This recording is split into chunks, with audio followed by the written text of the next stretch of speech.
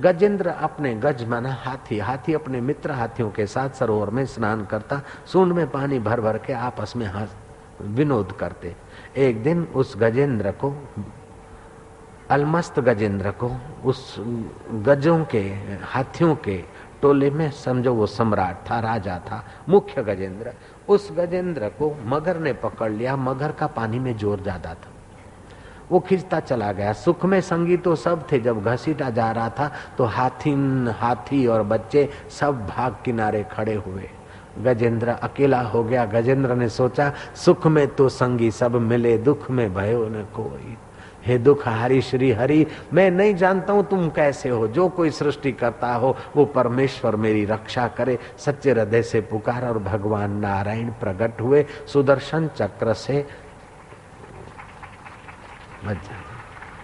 नारायण भगवान की, सुदर्शन चक्र से ग्रहा की सदगति की और गजेंद्र को मोक्ष दिलाया।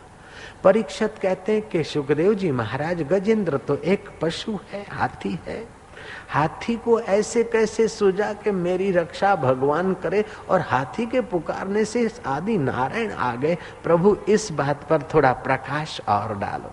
ऐसा नहीं कहता कि ये हो नहीं सकता है या झूठा है, नहीं, शास्त्र को झूठा करने वाले की मति चक्कर में है, नहीं, हमारी मति में नहीं समझ में आता है, आप कृपा करके हमें समझाइए। तब सुखदेव जी महाराज कहते हैं कि पांडे वंशी राजा इंद्रधुम्न राजकाज की जिम्मेदारी छोड़कर निगुरा राजा पर्वत पर आकर समाधि लगाने की कोशिश कर रहा था। तपस्वी वेश बनाकर बैठ गया। अगस्त ऋषि आए तो उठकर प्रणाम करना चाहिए, मार्गदर्शन लेना चाहिए। राजा राजमद छोड़कर तपस्वी के मद में मारा जा रहा था। अगस्त ऋषि ने श्राप दिया कि तू अपना कर्तव्य कर्म छोड़ के निगुरा और मनमाना तपस्वी का वेश बनाकर रहता है। प्रजा उधर त्राहिमाम पुकार रही और हाथी जैसा बैठा है, जा बेटा तुझे हाथी का जन्म मिलेगा। उसने अनुनय विनय किया। अगस्त ऋषि ने कहा, हाथी तो बनेगा लेकिन तेरी भक्ति तो व्यर्थ कोई नहीं कर सकता है और भगवान तेरा उद्धार करेंगे बेटा। इसीलिए उस गजेंद्र को भगवान की स्मृति आई और संत वचन सत्य करने के लिए भगवान नारायण अवतरित हुए। परीक्षित कहते हैं, प्रभु गजेंद्र ने तो पांडे वंशी राजा था, तप किया और अगस्त ऋषि का वरदान था, इसलिए भगवान पधारे। लेकिन उस मगर मुए ने क्या ऐसा सत्कर्म किया था कि साक्षात हरि के हाथ से, ऐसे पानी में मगर मरते रहते हैं, साक्षात हरि के हाथ से उसकी मृत्यु, ऐसी सदगति वाली मृत्यु। उस मगर ने कौन सा पुण्य किया था कि मरते समय साक्षात हरि को उसका दर्शन हुआ और हरि के हाथों से उसका वैकुंठ यात्रा हो रही। देवल नाम के ऋषि सरोवर में स्नान कर रहे थे। हुहुल नाम का गंधर्व पानी में गोते मार मार के ऋषि की टांग पकड़ रहा था, जैसे मगर पकड़े ऋषि को डराने के लिए ऋषि की मजाक उड़ा रहा था। ऋषि ने कहा कि हे हुहुल, इस देवल को, इस ब्राह्मण को, इस तपस्वी ऋषि को तू मगर होकर डराता है। तुझे मगर बनने का बहुत शौक है बेटम जी, तू एक बार मगर बन के देखना फिर कैसा मजा आता है। ऋषि से माफी मांगी। ऋषि ने कहा, मगर तो बनेगा ही, अब तीर निकला है, गोली निकली है तो फिर निकालने वाले के हाथ की नहीं रहती, ये तो होके रहेगा। लेकिन भगवान नारायण तेरी सदगति भी करेंगे बेटा। इसलिए एक पंथ दो कार्य, ऋषियों के कहने से भगवान अवतरित हुए। नारायण भगवान की जय, सच्चिदानंद प्रभु की जय। इस प्रकार अष्टम स्कंद में समुद्र मंथन, गजेंद्र, मोक्ष, मोहिनी अवतार, राजा बलि और वामन अवतार की मधुर सुंदर ज्ञान संयुक्त वैराग्य विवेक बढ़ाने वाली कथाएं आती। नवम स्कंद में हरिश्चंद्र त्रिशंकु की कथाएं आती है और श्री रामचंद्र जी की जन्म लीला का वर्णन आता है। राम जी जन्मे हैं, भय प्रगट गोपाला दीन दयाला कौशल्या हितकारी। रामचंद्र जी बाल्यकाल में भाइयों से खेलते तो देखते जब भाई हारने को है तो जानबूझ के राम हार जाते और नन्हे भाइयों को प्रोत्साहन दिलाते।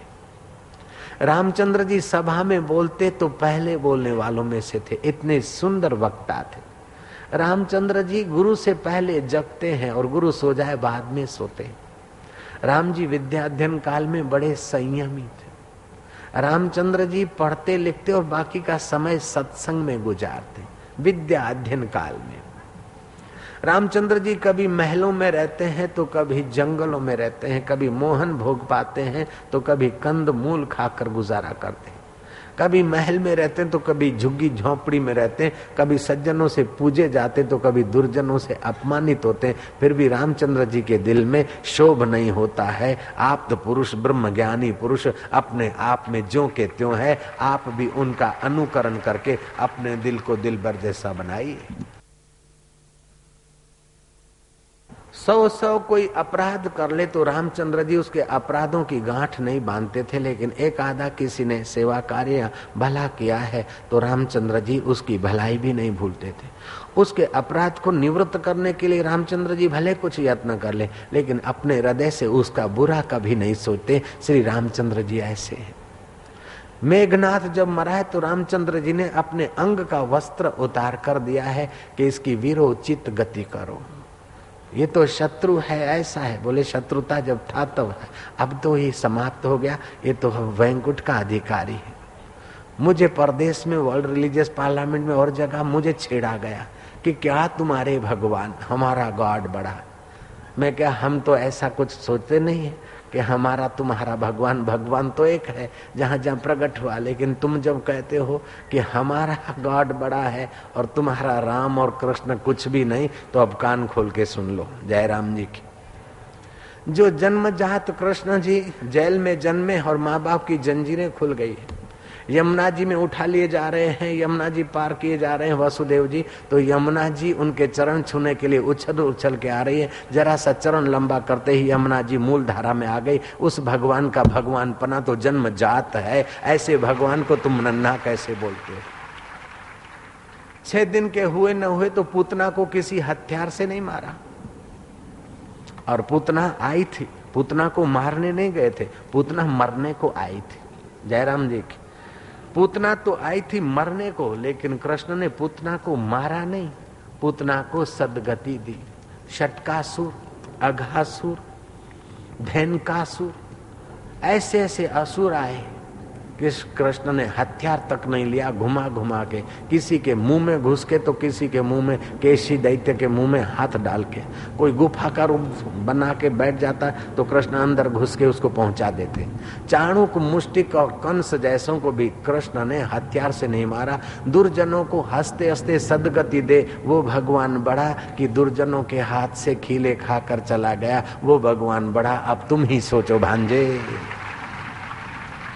जब तुम छेड़ते तो हम बोलते, नहीं तो हमारा तो किसी से विरोध नहीं है। 2 भाई थे, तीर और कमान था, और क्या था राम और लक्ष्मण के पास? रावण के पास तो पूरा सैन्य और बल था। रावण दिखा देता अपना पौरुष, हिम्मत, 2 भाइयों को कैद कर लेता और सीता जी का हरण कर लेता। नहीं, छठी का दूध याद आ जाता उसको।